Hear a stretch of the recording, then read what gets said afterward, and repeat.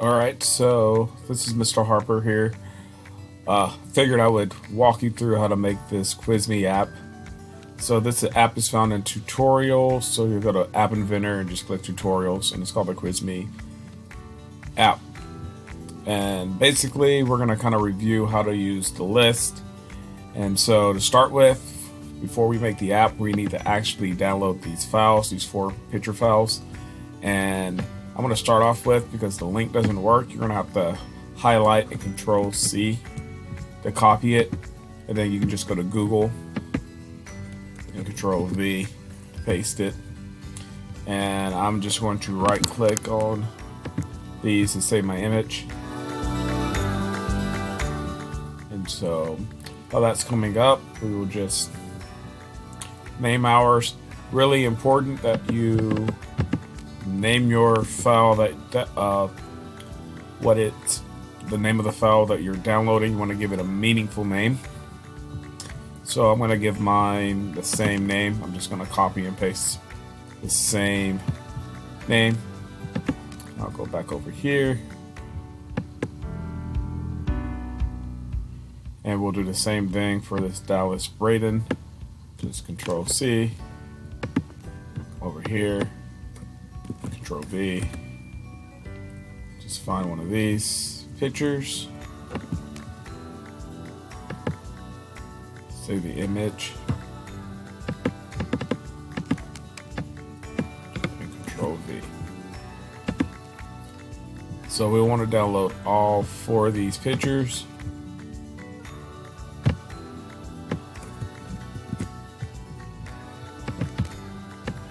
So this shouldn't take too long.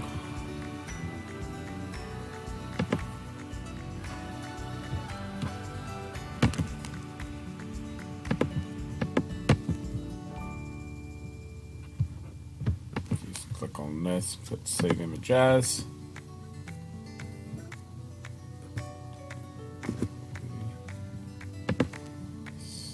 There we go. And then I think there's one more. So Nolan Ryan. Let's see.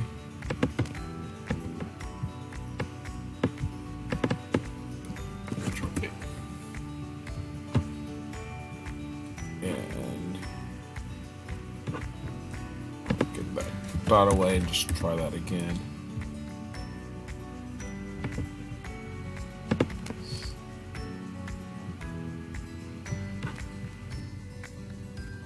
So now that I have all 4 of my pictures downloaded, you do want to make sure the ending is .jpg.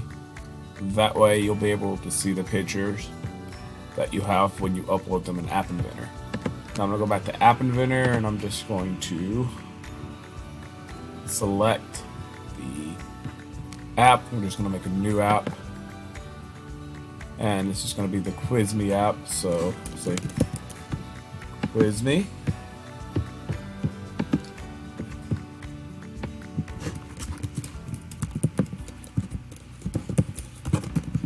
And remember, you can't have any spaces in App Inventor, so I use camel case there. Just capitalize the first letter of each one.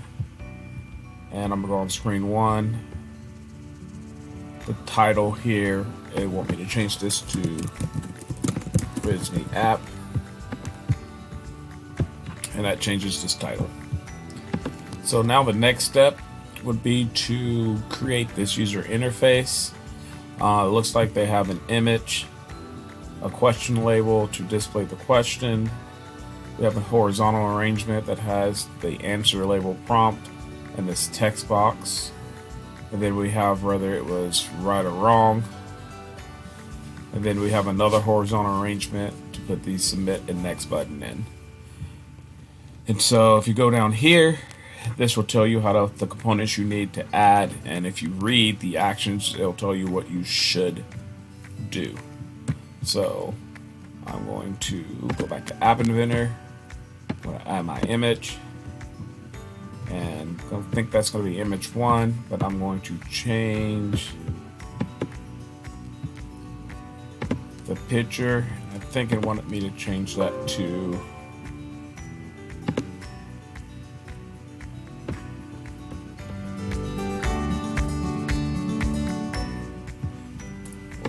what did it want me to change that to? I have to go back. The large or whatever that name. I'm going to start out by uploading these files, so that way I can get that out of the way. And basically I just choose underneath media, upload, and I'll just drag my files right where they need to be.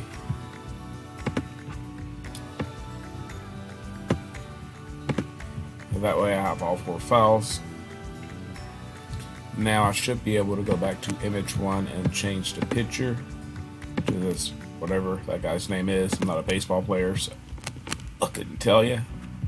And we will have to change some properties. It doesn't tell us how to change the properties here, but it looks like it's the width is fill parent and the height I'm going to go with 65%. That way it looks the same no matter what device I'm on. So 65%. Width should be fill parent. That way it takes up the whole picture. And then I'm going to scale picture to fit. So that's close enough there. So if I go back here, I'm going to need a question labels. Looks like we're going to change the text to say question, and it'll be called question label. So I'm just going to add a label. I'm going to rename that question label, and this should say question colon. That looks about right. Then I need a horizontal arrangement to put in my answer prompt label and an answer text. So it looks like I need a label and a text box. So I'll go back here. I'll be in layout. Here's my horizontal arrangement. Back to user interface, and let's add our label. And then we're going to add our text box. There we go. Gonna rename this one. I believe that's going to be question label. Nope, not question label. I'm sorry, that's answer prompt label. And since I don't want to type that out, I'm going to copy and paste. There we go. Looks like we're going to change that text to say enter answer. So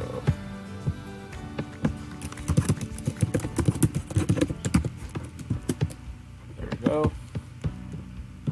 And looks like our text box is going to be answer text, is what we'll call it. And we're going to change the hint to please enter an answer. So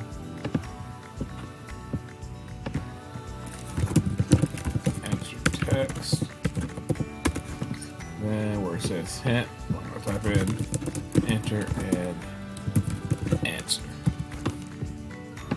And if you were to actually live test this on a tablet, you should see some grayed out words here that says enter a answer. It just gives their user an idea of, or tells the user what they're supposed to enter in this text box.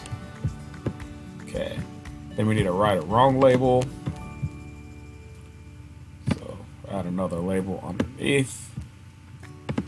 So we're gonna call it right/wrong label.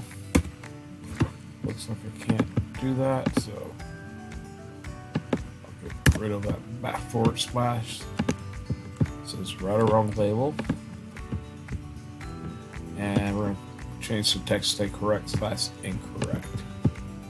So this text should say correct/incorrect. And I think I need, another horizontal arrangement with an answer button and a next button. So we'll go back to layout. We're going to add a horizontal arrangement. And then we're going to add 2 buttons. So button 1, button 2. And looks like that first button is going to be our answer button, so it should say submit. So I'll click here. Let's rename that one answer button.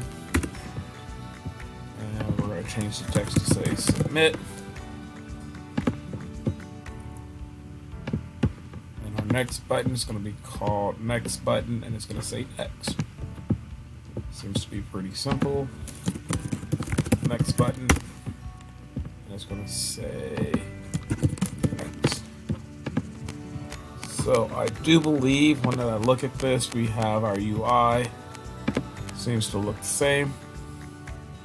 If you don't like the way it looks, you can always go in and make some minor changes. Like I can change the background color here to